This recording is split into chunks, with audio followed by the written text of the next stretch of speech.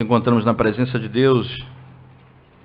Nesse momento nós vamos ouvir a palavra do Senhor. Atos capítulo 15.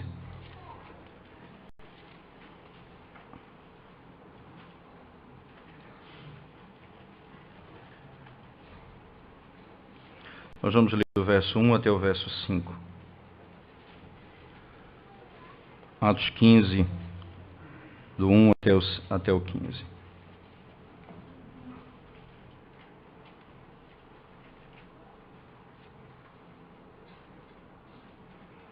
Diz assim a palavra de Deus. Alguns indivíduos que desceram da Judéia ensinavam aos irmãos: se não circuncidardes segundo o costume de Moisés, não podeis ser salvos.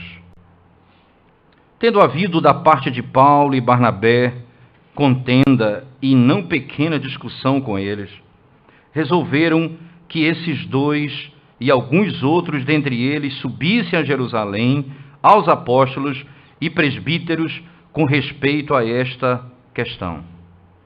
Enviados, pois, e até certo ponto acompanhados pela igreja, atravessaram as províncias da Fenícia e Samaria e, narrando a conversão dos gentios, causaram grande alegria a todos os irmãos. Tendo eles chegado a Jerusalém, foram bem recebidos pela igreja, pelos apóstolos e pelos presbíteros, e relataram tudo o que Deus fizera a eles. Insurgiram-se, entretanto, alguns da seita dos fariseus, que haviam crido: é necessário circuncidá-los e determinar-lhes que observem a lei de Moisés. Amém. Vamos orar ao Senhor, irmãos. Senhor, mais uma vez na Tua presença nós nos encontramos e clamamos ao Senhor: desvenda os nossos olhos, a fim de que a Tua palavra seja anunciada com clareza e o Teu Evangelho pregado com intrepidez, pelo poder do Espírito. Em nome de Jesus. Amém.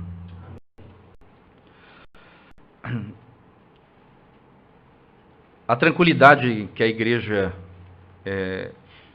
da Antioquia, na Síria, ela estava presenciando ou vivendo, foi de repente interrompida por aqueles que se levantavam trazendo uma nova doutrina, um novo ensinamento. Há uma dúvida, e pairava uma dúvida na mente deles. O cristianismo é simplesmente um apêndice do judaísmo? O cristianismo, ele tem o seu fundamento na antiga aliança? O cristianismo é uma verdade que, mesmo procedendo da antiga aliança, permanece em práticas que são inequívocas e devem continuar no caminho da história do Novo Testamento? A pergunta começa a surgir porque o evangelho que foi anunciado aos de longe, percebam isso, não é? Os que foram anunciados aos de longe, os que não eram apenas judeus, começa agora a tomar forma. E aqueles que creram no evangelho não são simplesmente chamados de gentios, agora são irmãos. E agora as promessas que foram feitas a Abraão pertencem a eles. E como é que eles podem manifestar que são servos do Senhor? O que precisa acontecer para que isso seja crido? E aí onde entra o conceito daqueles judeus, como diz o texto sagrado, alguns que desceram da Judéia, ensinavam aos irmãos. Perceba que essa nomenclatura dada àqueles que creram no nome do Senhor. Eles são agora irmãos. E eles começam a ensinar aos irmãos dizendo: se não vos circuncidardes segundo o costume de Moisés, não podeis ser salvos. Se vocês não se circuncidarem, vocês não serão salvos. Interessante que no livro de Gálatas, por favor, abra sua Bíblia, porque certamente esse aqui é o contexto da carta aos Gálatas, né? A carta aos Gálatas é escrita provavelmente nessa primeira parte, entre o capítulo 1 e o 5, isto é, quando o problema surge na igreja, porque o que vai acontecer do verso 6 em diante, que é o que vai ser a reunião de presbíteros e apóstolos, que é o concílio de Jerusalém, que é o concílio que vai se reunir para tratar desse problema aqui, certo? Ela vai dar solução para o problema, mas Paulo, escrevendo aos Gálatas, está exatamente no olho do furacão. Ele está escrevendo quando aqueles da Galácia, em que região da Galácia é essa? A região que está disposta aqui, Icônio, Listra, as mesmas cidades que ele vem. Essa região da Galácia, onde Paulo está vivendo nesse momento, junto com Barnabé, proclamando a fé. Então, Gálatas, no capítulo 1, verso 7, por favor. Gálatas, capítulo 1, versículo 7. Veja o que diz as Sagradas Escrituras. Capítulo 1, versículo 7. Verso 6 em diante diz assim: Admira-me que estejais passando tão depressa daquele que vos chamou na graça de Cristo para outro evangelho, o qual não é outro, senão que há alguns que vos perturbam e querem perverter o evangelho de Cristo. Capítulo 5, verso 10 da mesma carta de Paulo aos Gálatas, por favor, diz assim: Confio de vós no Senhor, que não alimentareis nenhum outro sentimento, mas aquele que vos perturba, seja ele quem for, sofrerá a condenação. Seja ele quem for, sofrerá a condenação. Existem alguns que vos perturbam, e estão perturbando a igreja do Senhor. E Paulo está dizendo, Lucas está dizendo, alguns indivíduos que desceram da Judéia para aquela região ensinavam aos irmãos. Começaram a expor o que eles entendiam por certo. É interessante que essa é uma linha dentro dos comentaristas que eu prefiro seguir, que é exatamente o conceito de que essa carta foi escrita ao que se chama aos Gálatas do Sul, que é exatamente essa região aqui, Icônio, Listra, onde Paulo está com Barnabé vivendo essa fase diretamente. O concílio foi estabelecido para tratar de um problema associado ao que estava sendo ensinado naquela região. Veja, eles voltam para Jerusalém e o texto, Lucas descreve as cidades que eles vão passando. Perceba, no versículo 3 ele diz: Enviados, pois, e até certo ponto, acompanhados pela igreja, atravessaram as províncias da Fenícia, Samaria, e narrando a conversão dos gentios, eles voltam exatamente para onde eles saíram. Eles vão para pelo caminho que eles traçaram no início. Esse momento da história é um momento que certamente descreve a época em que a carta aos Gálatas foi escrita. Daí uma relação muito próxima com eles. Perceba, por favor, volte comigo para o livro de Gálatas, no capítulo 2, agora, versículos 11 a 16. Acompanhe comigo, por favor. Gálatas 2, 11 a 16. Diz assim a palavra de Deus: Quando, porém, Cefas veio a Antioquia, resisti-lhe face a face, porque se tornara repreensível. Com efeito, antes de chegarem alguns da parte de Tiago, comia com os gentios. Quando, porém, chegaram, afastou-se, e por fim veio a apartar-se, temendo os da circuncisão.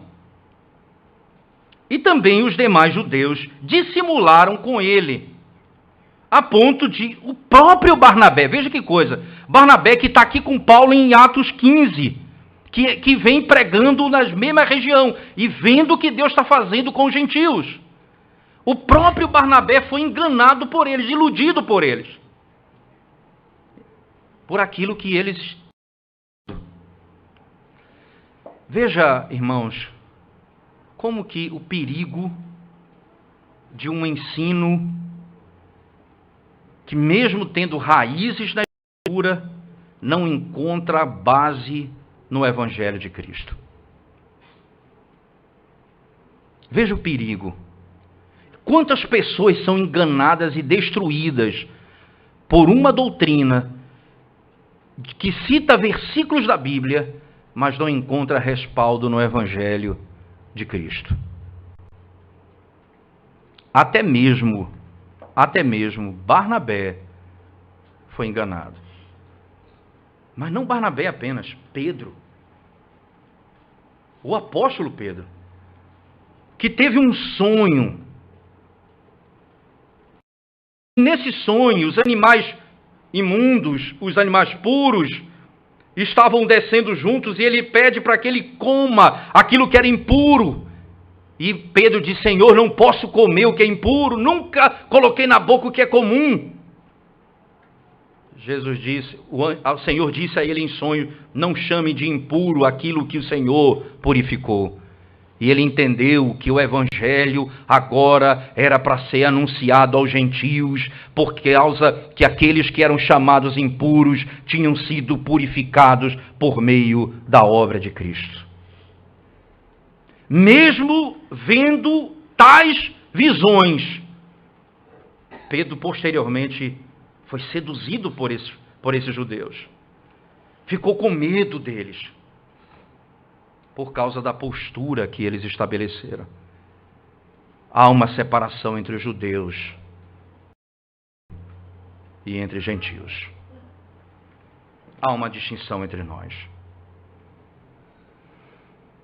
Esse ensinamento, né, que está sendo combatido aqui, e a razão desse concílio em Jerusalém, é a alma do Evangelho de Cristo. Para que vocês entendam a dificuldade para que o judeu compreendesse que agora já não existe mais uma nação, existe povo de Deus, e esse povo é internacional, e esse reino é espiritual. Os limites desse reino não estão delimitados ou restritos à Palestina. Agora o povo de Deus está até nos confins da terra. E os que creem no nome do Senhor Jesus, as promessas feitas a Abraão pertencem a esses que creram, ou que creem, ou que crerão no nome do Senhor Jesus. Mas há ainda uma confusão que precisa ser ajustada.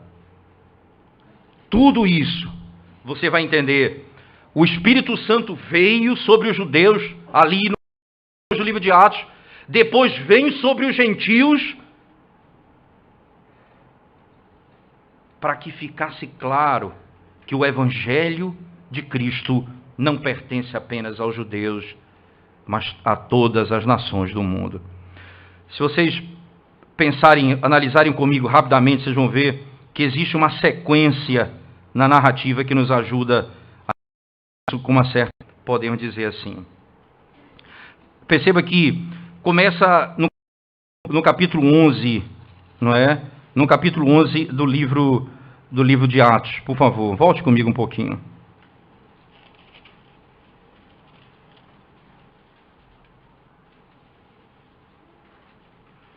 Capítulo 11 do livro de Atos.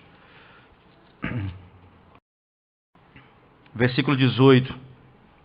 Diz assim: ouvindo eles estas coisas, apaziguaram-se, glorificaram a Deus, dizendo: logo também aos gentios foi pedido o arrependimento para a vida. Essa é a conclusão que eles estabelecem aqui. Veja, ainda, você vai para o capítulo 13, as mesmas verdades, mas encerra o capítulo 14, a narrativa do capítulo 14, você vai encontrar os mesmos princípios. Verso 27 do capítulo 14, que antecede a narrativa que nós estamos lendo. Ali chegados, reunida a igreja, relataram quantas coisas fizera Deus com eles e como abrira aos gentios a porta da fé. E como abrira aos gentios a porta da fé.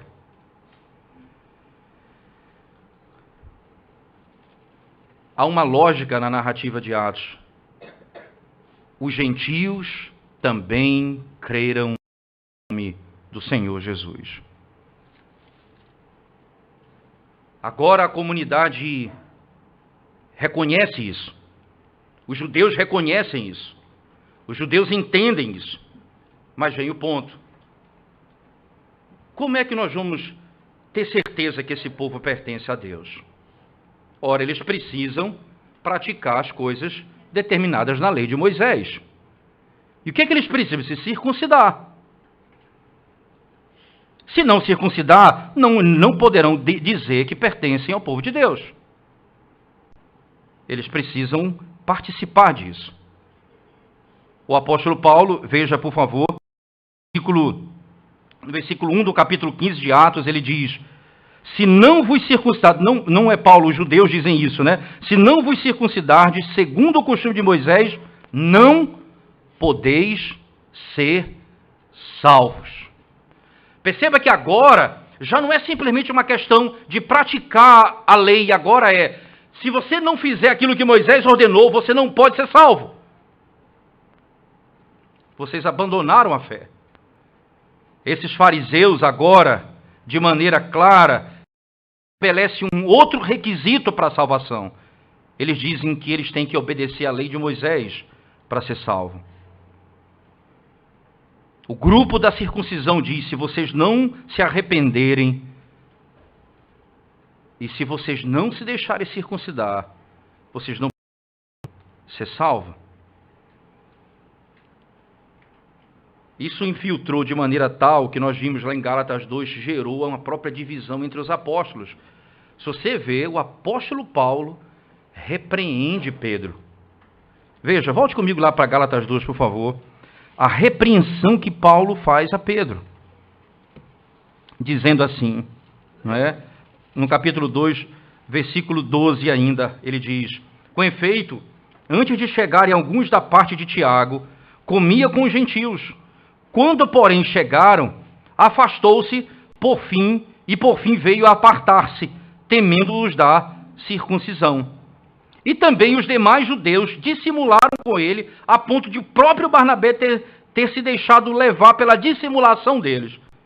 Quando, porém, vi que não procediam corretamente, segundo a verdade do Evangelho, disse a Cefas, isto é, disse a Pedro, na presença de todos: se sendo tu judeu, vives como gentio e não como judeu, por que obrigas os gentios a viverem como judeus?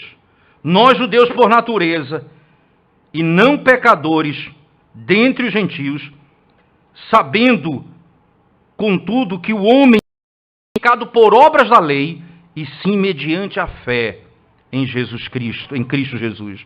Também temos crido em Cristo Jesus, para que fôssemos justificados pela fé em Cristo, e não por obras da lei, pois por obras da lei será justificado.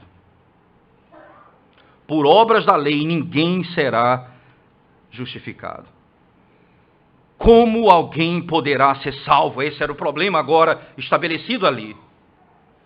Se vocês não se circuncidarem, vocês não serão salvos. E logo eles acrescentaram a obra de Cristo. Veja, o que eles estavam dizendo: a morte de Cristo, o sepultamento de Cristo, a ressurreição de Cristo, é o Evangelho e é suficiente para salvar o homem. Agora estão dizendo: não, vocês não precisam só do Evangelho, vocês precisam também cumprir a lei de Moisés. Se não cumprir a lei, vocês não serão salvos. Em outras palavras, eles devem completar o que Jesus começou. A lei serve de suplemento para o Evangelho. O que estava em questão ali era o Evangelho estava em disputa. O verdadeiro fundamento da fé estava sendo colocado em xeque. O verdadeiro fundamento estava sendo colocado em xeque. Paulo viu isso com muita clareza. ficou indignado com isso. A sua indignação fez com que ele se levantasse contra os judaizantes, até mesmo contra Pedro, seu colega de apostolado. E Pedro recebeu a repreensão de Paulo e aceitou a repreensão de Paulo. Pedro, escrevendo sua carta, na primeira carta dele, no capítulo 2, ele vai dizer diretamente, citando no capítulo 2, especificamente do verso 6 até o final, ele vai tratar da relação dos judeus com os gentios. E vai dizer que aqueles que creem no Senhor são aqueles que são verdadeiramente salvos. E ele usa a linguagem da antiga aliança, falando, Deus então separou uma nação para si, povo de propriedade exclusiva de Deus, nação santa.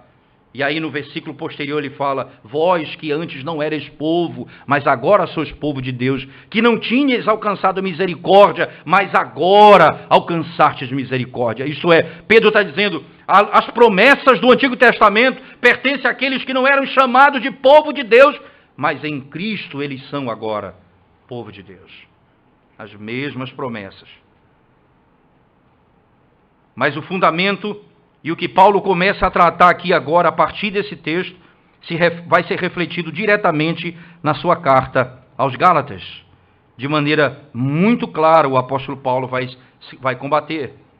No capítulo 5 aos Gálatas, por favor, abra sua Bíblia comigo.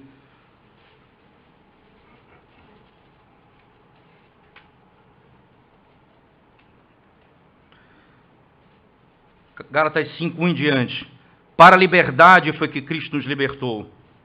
Permanecei, pois, firmes, não vos submeteis de novo a jugo de escravidão. Eu, Paulo, vos digo que se vos deixar de circuncidar, Cristo de nada vos aproveitará. De novo testifico a todo homem que se deixa circuncidar, que está obrigado a guardar toda a lei. De Cristo vos desligastes, vós que procurais justificar-vos na lei, da graça decaístes. Porque nós, pelo Espírito, aguardamos a esperança da justiça que provém da fé. Porque em Cristo Jesus, nem a circuncisão, nem a incircuncisão tem valor algum, mas a fé que atua pelo amor. Vós corrieis bem, quem vos impediu de continuar a desobedecer à verdade? Esta persuasão não vem daquele que vos chama. Um pouco de fermento leveda toda a massa. Confio de vós, no Senhor, que não alimentareis nenhum outro sentimento, mas aquele que vos perturba, seja ele quem for, sofrerá a condenação. Eu, porém, irmãos, se ainda prego a circuncisão, por que continuo sendo perseguido? Logo está desfeito o escândalo da cruz.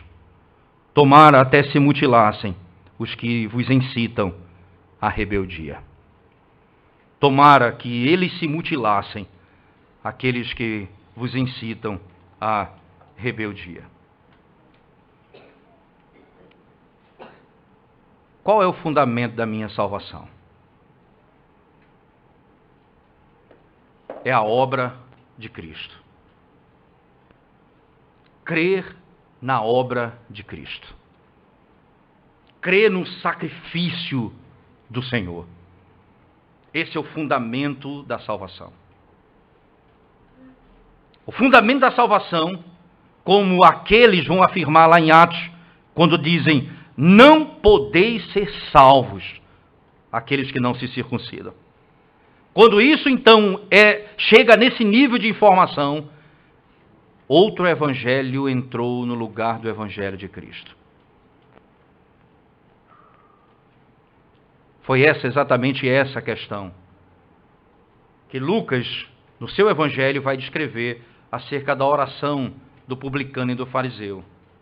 O fariseu que orava de si para si mesmo, dizendo, obrigado, Senhor, porque eu não sou ladrão, eu não sou adúltero, nem sou como esse aqui do meu lado, citando o publicano.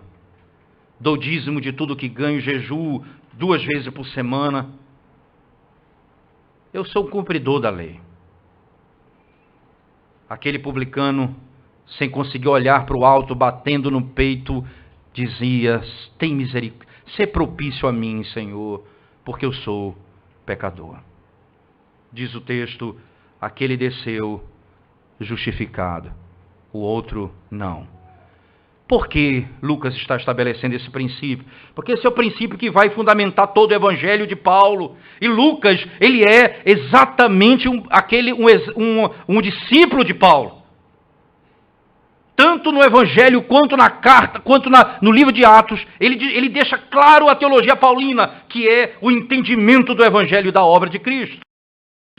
Nenhum deles, nenhum homem pode ser salvo pela obediência da lei. Pode ser salvo pela obediência da lei. Nós lemos hoje na nossa leitura devocional, na leitura continuada no livro de Tiago, quando ele diz declaradamente: se você não comete um pecado, mas comete outro, se você não adultera, mas mata, você é condenado por todos, porque se você vive pela lei, você tem que ser justificado por ela. E a lei, para que você seja justificado por ela, você precisa de algo muito simples. Você precisa ser perfeito e nunca quebrar a lei de Deus. Mas se um dia você quebrar a lei de Deus, é pecado. Se você não é pelo evangelho que você é salvo, mas pela obediência da lei, se uma única lei for quebrada, você não pode pedir perdão, porque você o evangelho, você vive pela lei, e a lei é simples. Se você quebrou a lei, você morre. Não há mediador nesse processo, não há misericórdia nesse processo. Se você quebrou a lei, uma única lei, um único deslize, se você é 99,9% perfeito durante toda a sua vida, mas 0,01% você escolhe a vida. Se isso for possível, porque é impossível, você é condenado por toda a eternidade de inferno, porque ninguém poderá perdoar o seu pecado, porque você é justificado pela lei. E aqui o que o evangelho está dizendo, e Paulo está exatamente se levantando para afirmar, aquilo que os judeus querem nesse ensinamento é afirmar: não apartar de Cristo, porque sem a circuncisão nós não podemos ser salvos. Paulo escreve lá aos Gálatas: aquele que se deixar circuncidar, Cristo de nada vos aproveitará. Aquele que quiser seguir a lei, viva da lei.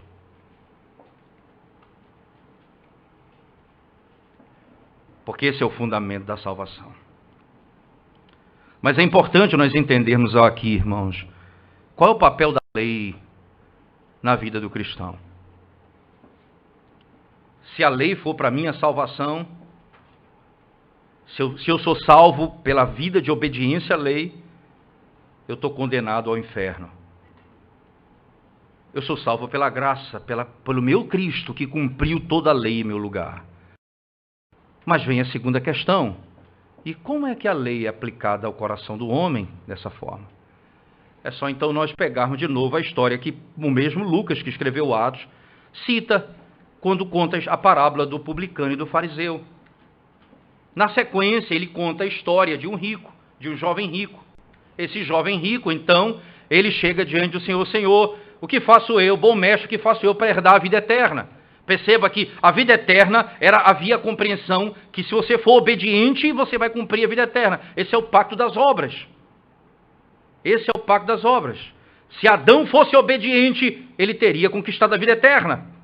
Agora, quebrou a lei, ele não pode mais porque a carne dele está enferma. A alma dele é impossível obedecer à lei.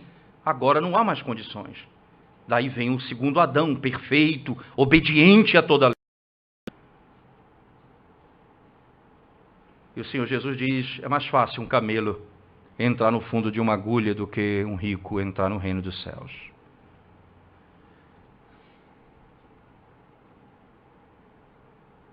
Aquele homem queria ser salvo pela obediência, e Jesus lista a obediência, ele diz que cumpre. Então vende tudo o que tem e dá aos ricos. dá aos pobres, melhor dizendo, e me segue. Jesus sabia que ele era um homem muito rico. E ele não pôde largar o Deus que ele seguia. E ele se afasta do Senhor. Logo na sequência do mesmo livro de Lucas, agora no capítulo 18 no capítulo 19 de Lucas, vem a história de Zaqueu, que era um publicano, ladrão, desonesto, e que sobe para ver o Senhor. E Jesus o chama pelo nome e diz: Zaqueu, convém que eu repouse na sua casa. E quando o evangelho penetra a vida dele, ele é salvo. Diz o texto: devolverei tudo aquilo que eu roubei.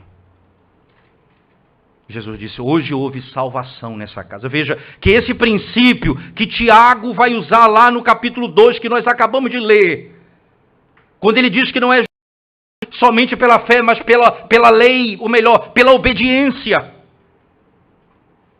Perceba que ali a obediência ele creu no Senhor e a vida dele, ele agora se dispôs a fazer o que o Senhor manda. E ele então vai fazer o que Deus manda, ele devolve aquilo que ele roubou.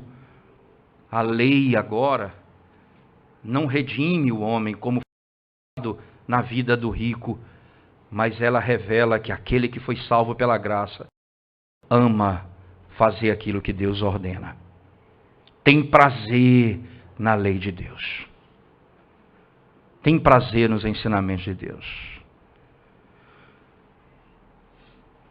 Qual é o grande erro e qual o grande problema de nós apenas deixarmos o evangelho dessa forma? Qual o problema que tem? Nós estamos pregando a Cristo. Mas se você precisa fazer o que Moisés mandou. Circuncisão. Qual o problema disso? Paulo diz: Cristo de nada vos aproveitará deixar de circuncidar. Porque vocês escolheram um caminho que vocês não podem trilhar. Quem anda pela lei precisa andar em perfeição.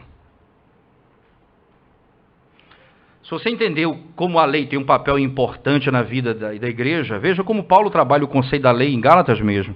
Por favor, capítulo 5 de carta do apóstolo Paulo aos Gálatas. Preste atenção em como ele lida com esse tema. Gálatas capítulo 5. Quando ele, depois de falar que o homem, no versículo 7, ele diz: vós corrias bem, quem vos impediu de continuar a desobedecer à verdade? Esta persuasão não vem daquele que vos chama, certo? Um pouco de fermento leveda toda a massa.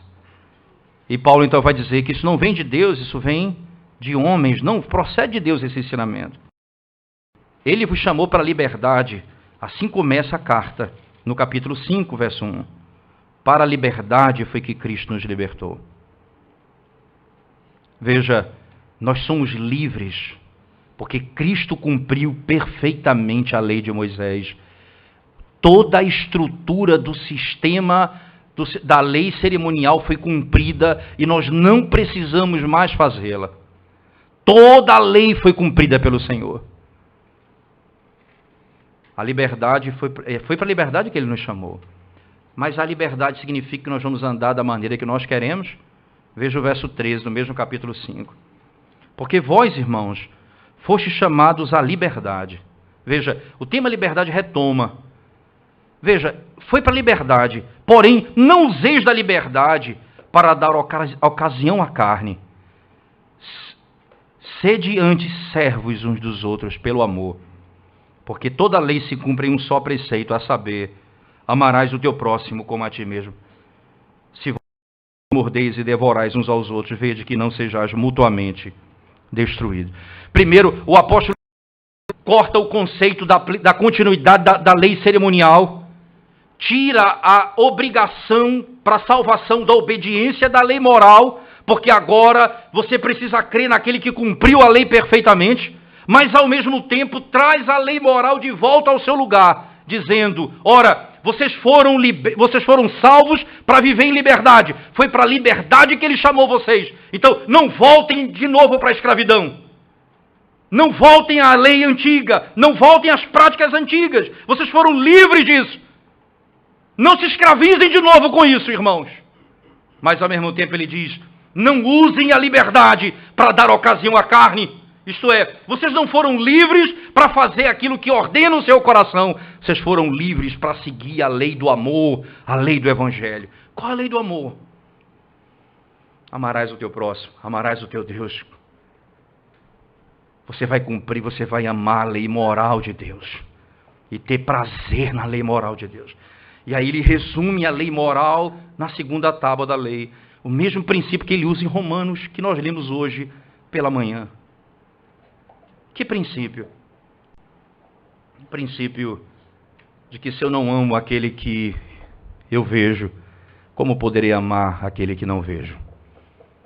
Por isso, ame o teu próximo como a ti mesmo. Não devore, não destrua um ao outro. A um ao outro em amor. Foi para isso que o Senhor te libertou. Esse evangelho é o evangelho da redenção, que os judeus tentaram perverter, dizendo, se não vos circuncidardes, vocês não são salvos. Esse é o outro evangelho. Esse não é o evangelho de Cristo. É o evangelho da graça. No versículo 2, na sequência, e onde tudo vai caminhar para o concílio, ele diz, tendo havido da parte de Paulo e Barnabé contenda e não pequena discussão com eles, resolveram que esses dois e alguns outros dentre eles subissem a Jerusalém aos apóstolos e presbíteros com respeito a eles. E aqui a importância do concílio.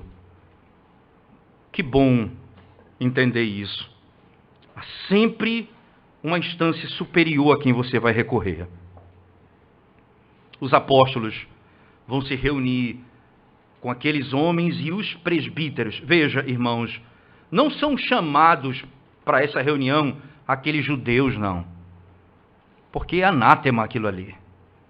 Agora eles vão se reunir para dar um ensinamento a toda a igreja. Para que fique claro que na comunidade dos gentios, aquele princípio não pode prevalecer.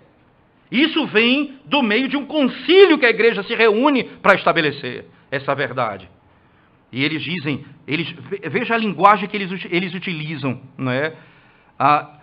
Resolveram que entre esses dois e alguns outros, dentre eles, subisse a Jerusalém aos apóstolos e presbíteros, com respeito a esta questão. E enviados, pois, e até certo ponto acompanhados pela igreja, atravessaram as províncias da Fenícia e Samaria, e narrando a conversão dos gentios, causaram grande alegria a todos os irmãos. Mais uma vez, eles chegam diante da igreja, se reúnem e diz, veja o que Deus fez na vida dos gentios.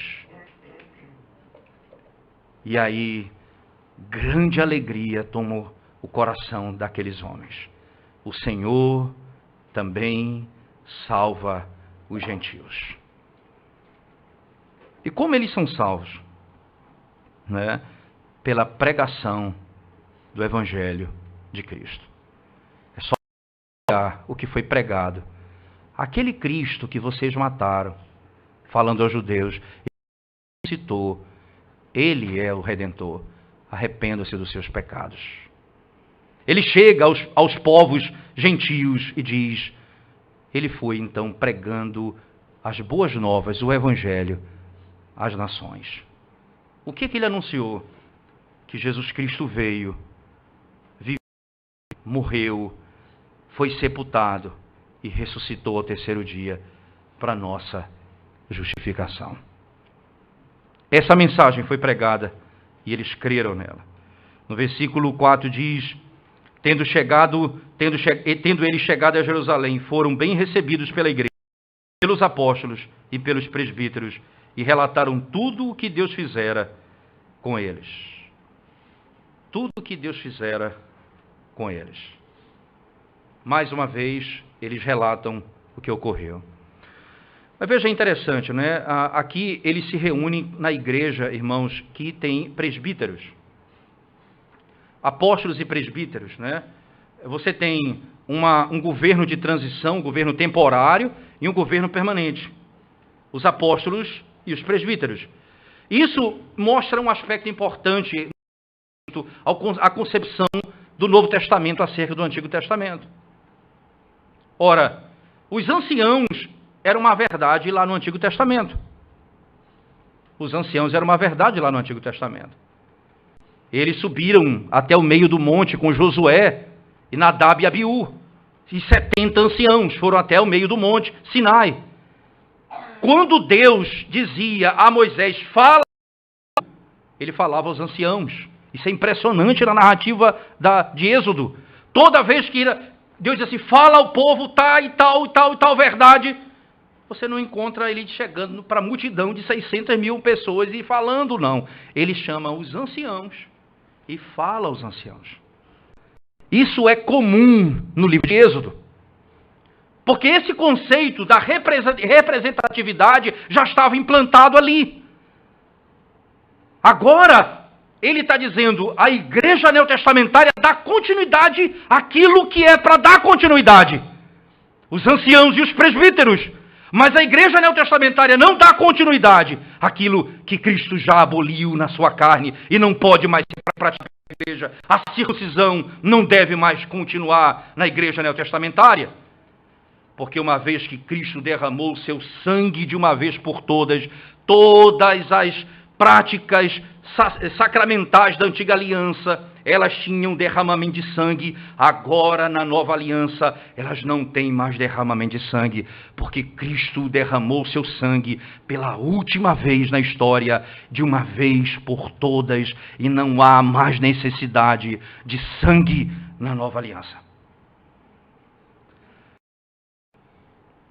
Os apóstolos entendem, muitas coisas vão continuar, mas muitas não vão continuar. E se essas coisas continuam, o Evangelho de Cristo é destruído. Você está pregando um outro Evangelho. Mas, ao mesmo tempo, eles ensinam que essa é uma prática correta. Dá continuidade. Os anciãos continuam. Circuncisão, batismo. Não há mais necessidade de cumprir a lei da antiga. Jesus já fez de uma vez por todas. Um princípio importante se estabelece. A circuncisão tem um caráter lógico na Escritura Sagrada como de idolatria. Preste atenção nisso. Uma prática de idolatria. No Antigo Testamento, irmãos, os ídolos eram feitos por mãos humanas. Essa é uma linguagem bíblica clara, feito por mãos humanas. O Senhor disse que Deus fala por meio do profeta, no dia do estabelecimento do templo de Salomão, ele diz, Deus não habita em templo feito por mãos humanas. Veja, a circuncisão é feita por mãos humanas.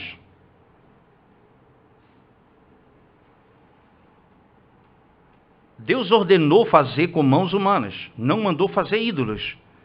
Mas os ídolos são feitos. Mas se a igreja não entende o término daquilo que tem terminação, torna-se ídolo para a igreja. E é condenação, porque toma o lugar de Cristo. Se vocês se deixarem circuncidar, Cristo de nada vos aproveitará. Paulo, escrevendo aos Colossenses, diz, vocês foram circuncidados não por mãos. Veja, ele está colocando exatamente o princípio. Não por mãos humanas. Foi cortado o prepúcio do vosso coração.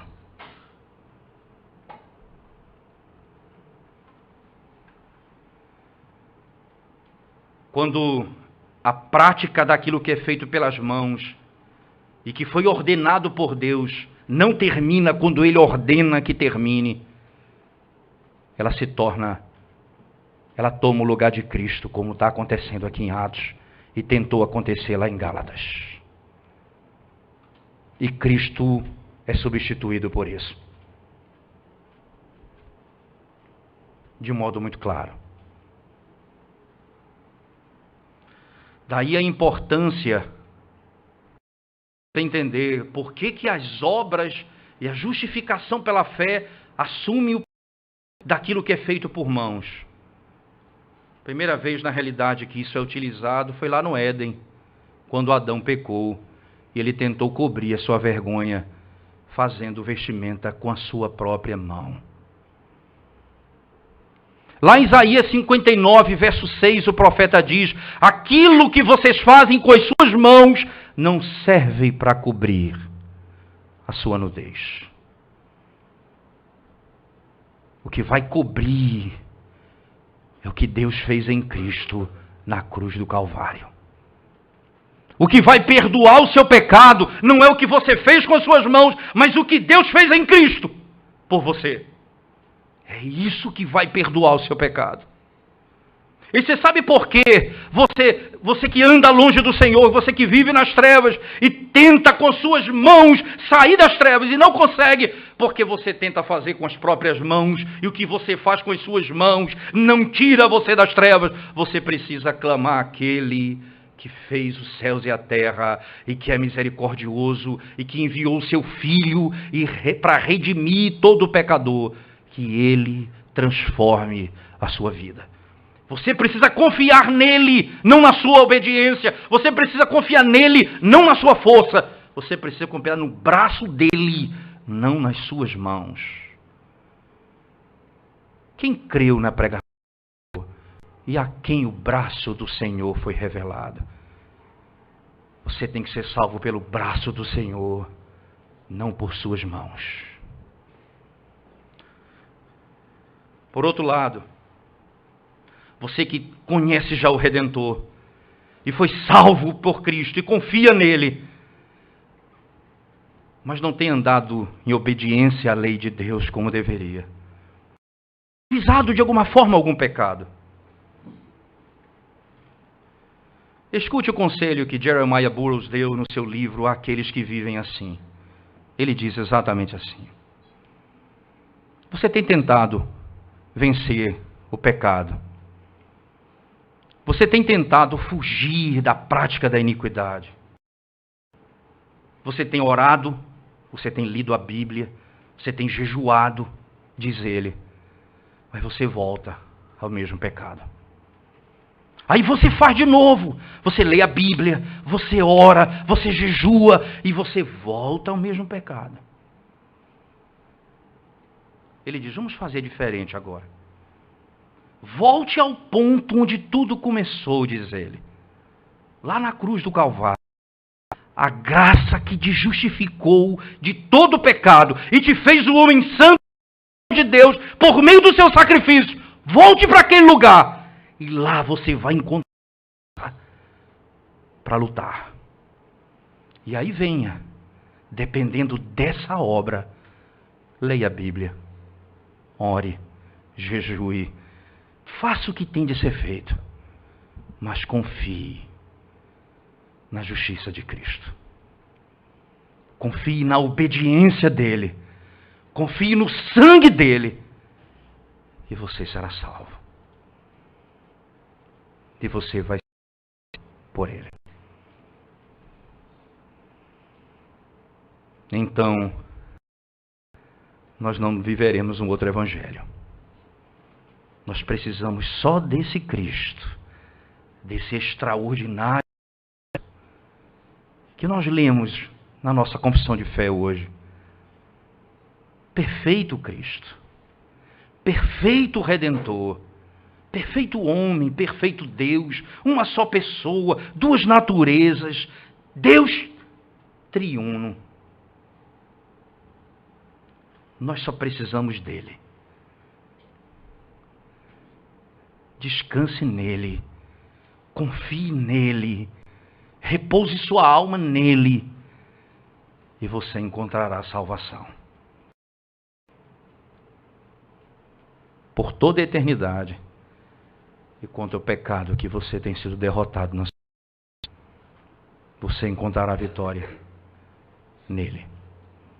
Amém. Vamos orar ao Senhor mais uma vez, irmãos.